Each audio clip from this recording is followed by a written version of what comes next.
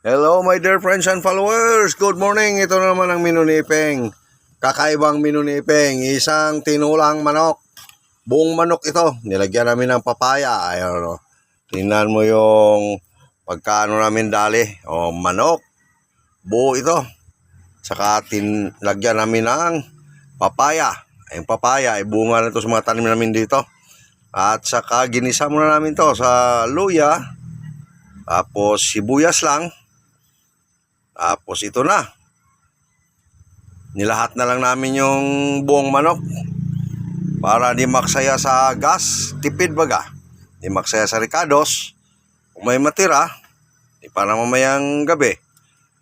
Itong papaya, dinamihan namin kasi yung aso namin ditong 4 na piraso ang lakas kumain ng papaya. Kaya ito na ang menu ngayon ni Ipeng. Good morning! Ang menu ni Ipeng.